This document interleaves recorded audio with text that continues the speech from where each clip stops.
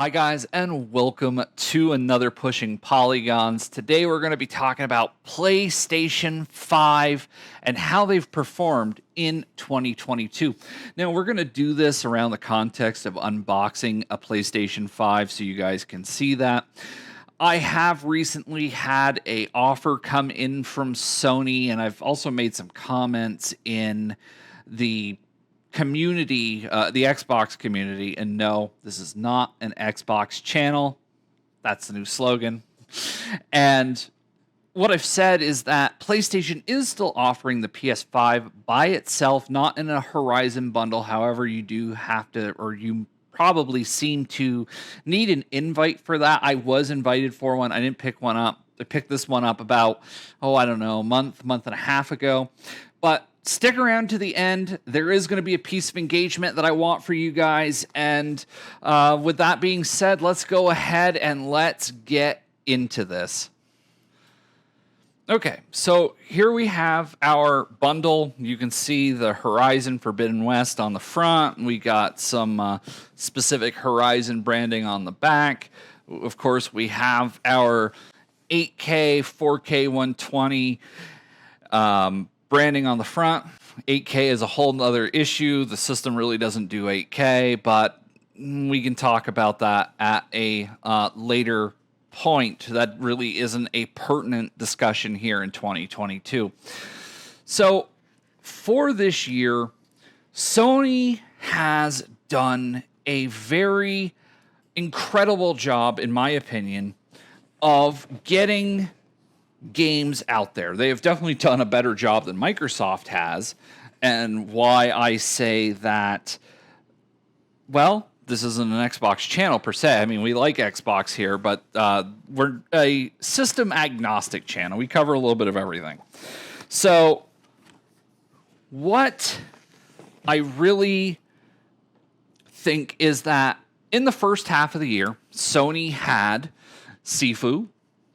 They had Gran Turismo 7. You had Horizon, this game here, which more people are picking up. Now, mind you, if Sony is selling the bundles, the attach rate's going to be a little bit higher if that's all Sony's selling. So it's a little difficult to say whether or not people are picking up the game of their own accord or if they're picking it up because that is what they have to work with.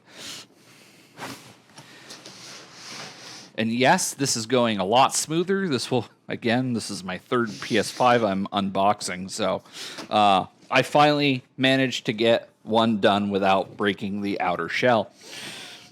Usually I end up ripping them.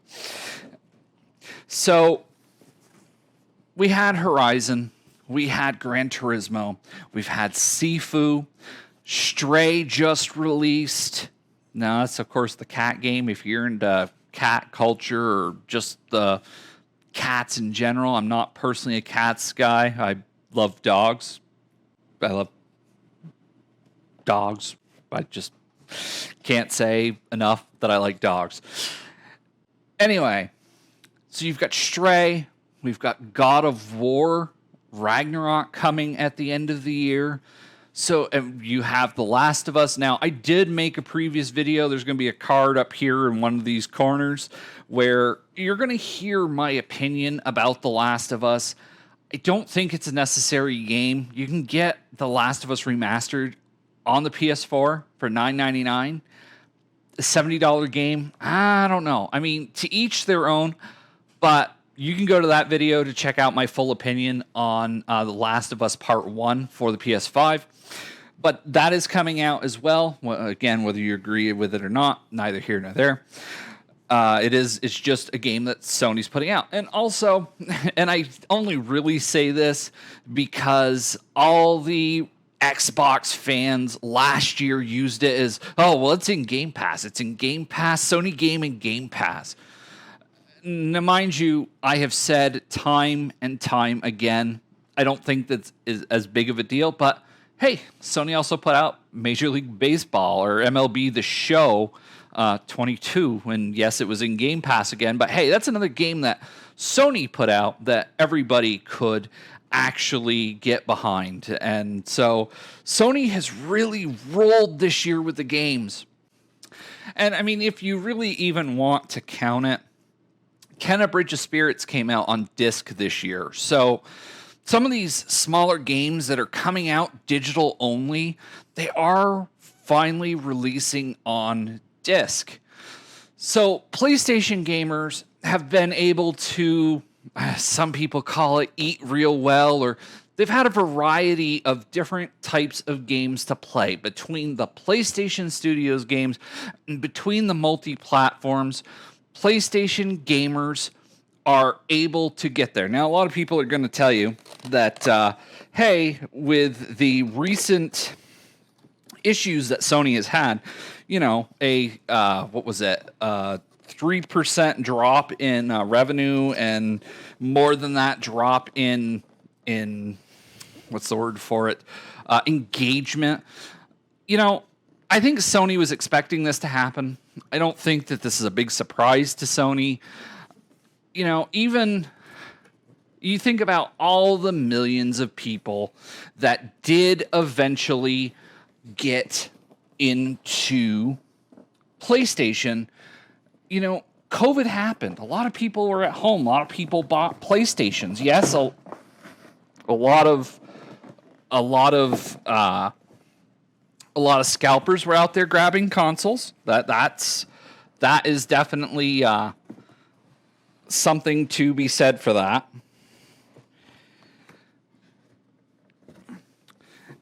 But you also have to remember is that country after country, most people were at home. Most people needed entertainment. People that might not have gamed in years.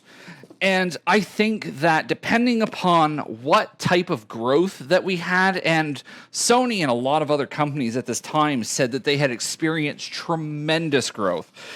You know, if these people aren't into this as a normal activity, you are going to have that fall off. So as far as Sony not having the engagement, as far as revenue decreasing, you know, I do think it's important for them. I don't think it's the end of the world for them. I do think, however, though, with the discussion that in 2023 that there's going to be more service-based games, that's a little bit of an issue. It's not the end of the world. However, I do think we should have concerns about, of course, Sony going that route if they do get a hit. Will they abandon the normal single-player market? Will they abandon the God of Wars and the Ghost of Tsushimas and, you know, the infamous Second Sons? Because these are games that the hardcore, more so than the casuals, have pushed PlayStation along. Now, you could say that, well, hey, PlayStation did start the Game Pass lookalike. Well, there's one thing that you got to remember. When it comes to supporting a service, Microsoft can do the Netflix route because Microsoft has Windows, Microsoft has Office, Microsoft has Azure Web Services. Now, if you're unfamiliar, Azure Web Services is a way like Amazon Web Services. Companies can go in, they can use Microsoft servers to basically serve up their internet or their web services to you, the consumer at home. Microsoft, of course, has government contracts, and all of these things help prop Microsoft up. They give Microsoft that incredible amount of money, and it allows Microsoft to take a loss on Game Pass. Now, I'm not saying Microsoft is taking a loss on Game Pass, but if you look at the way Halo fell off and the rumors of what Halo could have cost, then yeah, no, it's a give and take. Microsoft, if Microsoft were to fail in Game Pass and it were to get as bad as Netflix, that's not going to sink Microsoft, because Microsoft is not, or Xbox, I should say, is not a pillar that holds Microsoft up. Not yet. PlayStation, on the other hand, it's a much bigger risk. This is why Sony hasn't done it. It's something that they're looking at, but it's something that they have to approach in a very different way, because as Xbox doesn't prop Microsoft up, PlayStation does prop Sony up. Over the last decade, we saw PlayStation, or Sony, I should say, we saw Sony in a very economically hard time. The company was losing money. The company, is got loads of debt, and PlayStation was their big moneymaker. Sony Movie Studios was losing all kinds of money. Now, just recently, Sony started to turn it around a little bit. They've had a few hits with the Spider-Man movies. They had a hit with the Ghostbuster Afterlife movie. That wasn't the case in 2016. Ghostbusters 2016 lost Sony a lot of money. So, it's one of those things that you really have to look at carefully and look at all the different businesses. Now, mind you, Microsoft Xbox is also starting to get into the production, television, multi-transmedia aspect of it. Now, they're partnering with people to do it. They're not actually running the studios themselves. If they were, that's a whole nother story altogether. Because if they really went belly up on a project, that could cost them a lot of money. But let's get back to the games here. Now, I'm not going to turn this around, but you can see that there's no physical game. Now, this is one disappointment of mine with the PlayStation, is that no physical games being included, of course, means that we are moving away from physical media and ownership of media. And I really think that is something that's really important, especially as we move into the future. We have seen that Sony wanted to shut PS3 down, PSP down, and Vita down. And we saw what that could have done. We've seen this year what would happen if Microsoft, you weren't able to access your digital games. It just disappears. Now, for some people, this is just entertainment. It doesn't mean anything more to them. They go in, they play the game, they don't care. If they got it, great. If they don't care. I've heard, and I'm going to name drop other YouTubers here, not something I typically do, but I've been in their communities long enough and I do respect them, but their opinions are that they do care about physical media, but it's not that important to them because they don't go back and they play old things. So Rand Al Thor thinks this, Colt Eastwood thinks this, but I myself, look at the games behind me, guys.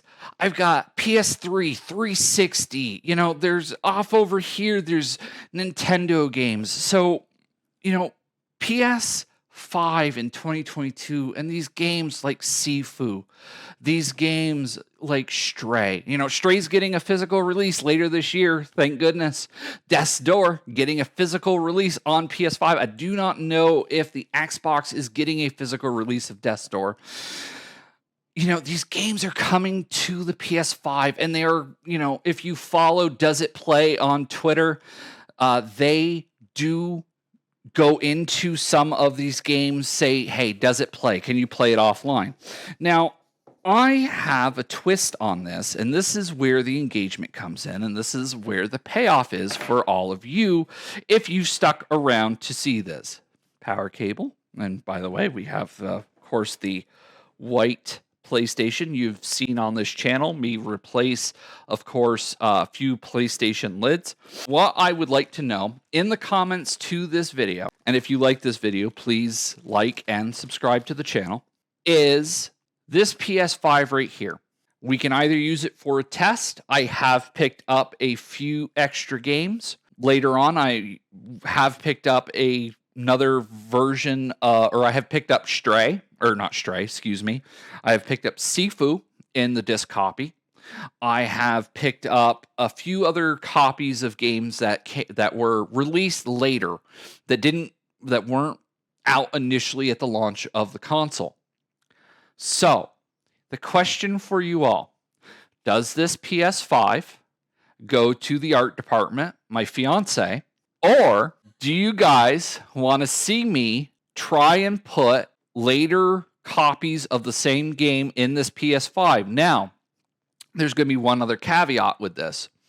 This PS5, if you guys choose the second option, will not get connected online. The system will always remain offline, and it will we will basically see how far we can go with putting new games in it and not updating it.